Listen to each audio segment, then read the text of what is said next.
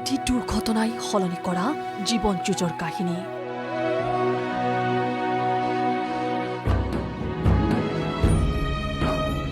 সকলো শেষ বুলি ভাবিব পৰা এটা জীৱন, সকলো হেৰুৱাই তেনে শেষৰ পৰাই নতুনৰ আৰম্ভণিৰ বাস্তৱ ছবি এয়া। এটা দুটা নহয়, 4টা বছৰ এখন হুইল চেয়াৰ অথবা বিচনাতেই সময় পাৰ কৰিছে তেওঁ।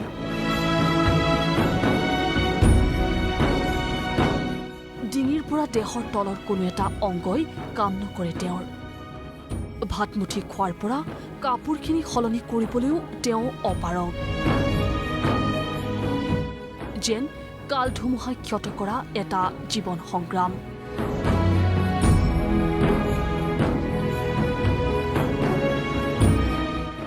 হয়, আমি সাংবাদিক কুশল লাহনৰ কথাকে কৈছো।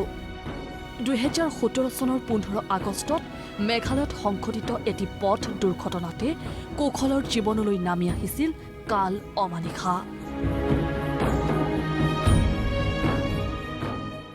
মোৰ 2017 চনৰ 15 আগষ্টত এটা পথ দুৰ্ঘটনা ঘটিছিল মেঘালয়ত। সেই পথ দুৰ্ঘটনাত মোৰ স্পাইনেল কৰ্ডৰ ইনজুৰি হৈছিল, যাৰ ফলত 95% মোৰ শৰীৰৰ বিকলাংগ হৈ পৰিছিল।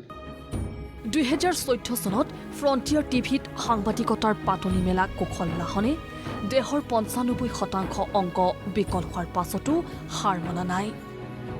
অফুৰন্ত মানসিক শক্তিৰ অধিকাৰী লাহনে বিভিন্ন প্ৰত্যাহ্বানৰ মাজতো কৰি গৈছে সমাজসেৱা। সৃষ্টিৰ পথাৰত অক্লান্ত ৰূপত কাম কৰিছে কুশলে।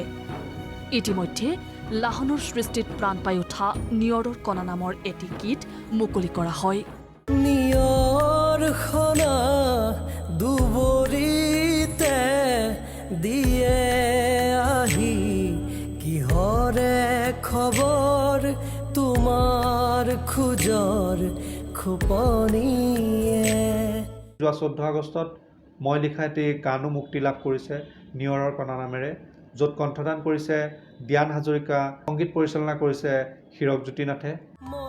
গুৱাহাটীৰ এটি ভাড়াঘৰত পিতৃ মাতৃ ভাতৃৰ সৈতে থকা লাহনৰ এটাই আশা, আগৰ দৰে সুন্দৰ জীৱনটো ঘূৰাই পোৱাৰ। লাহনৰ তেনে জীৱনৰ বাবে প্ৰয়োজন উন্নত চিকিৎসা, কিন্তু লাহনৰ উন্নত চিকিৎসাৰ বাবে প্ৰয়োজন বৃহৎ পৰিমাণৰ ধন। সেয়ে চৰকাৰলৈ কুশল লাহনৰ আহ্বান। আৰ্থিকভাৱে সুচল নহয় উন্নত চিকিৎসাৰ বাবে মই আহ্বান কৰিছোঁ যে চৰকাৰে আমাক কিছু চকু মেলি চাই। এতিয়া কথা হ'ল, এনে এজন প্ৰতিভাৱান সাংবাদিকৰ জীৱনৰ প্ৰতি চৰকাৰৰ সুদৃষ্টি পৰিবনে, নে এনেদৰে জীৱন কটাব লাগিব কুশল লাহনে? উল্লেখযোগ্য যে প্ৰবল মানসিক শক্তিৰ বাবেই ষ্টিফেন হকিংছে বিশ্ব জয় কৰিবলৈ সক্ষম হৈছিল। হয়তো লাহনৰ নামো ইতিহাসৰ পাতত এনেদৰে খোদিত হ'ব। আছে আশাৰ পিয়া। চিন্তুমণি শইকীয়াৰ ৰিপৰ্ট, প্ৰতিদিন টাইম।